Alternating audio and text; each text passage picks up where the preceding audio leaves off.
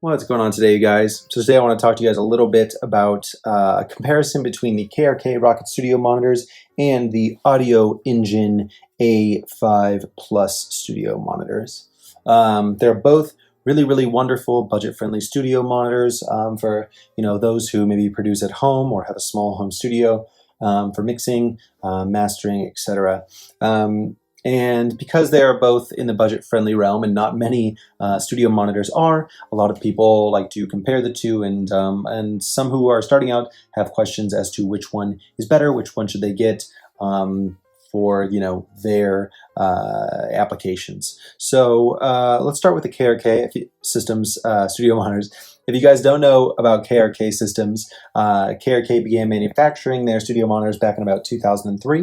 Those are the generation 1s. We are currently in the year 2020, and you are looking at the KRK systems ROKIT G4 8s. The G4, of course, stands for Generation 4, and the 8 stands for 8-inch low-frequency driver. Now, these have come a long way since 2003 in terms of overall quality, in terms of sound, and in terms of features that are built in here. And I think that KRK Systems makes some of the best budget-friendly studio monitors on the market for those who want professional sound but don't have the money to spend.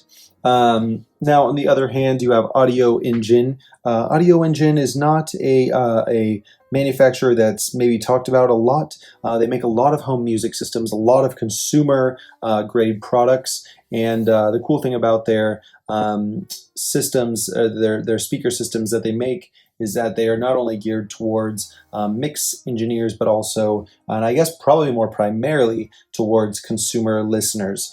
So those who are just looking for, high fidelity systems to listen to.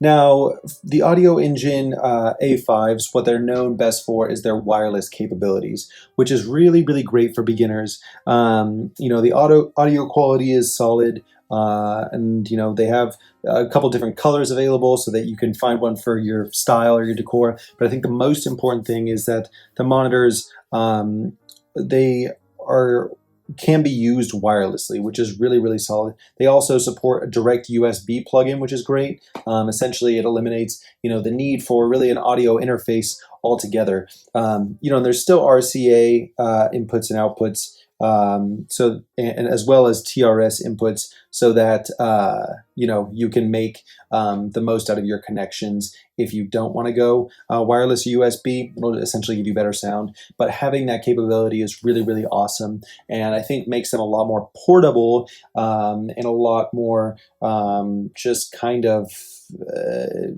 versatile than the KRKs in terms of where they can be and where you can use them.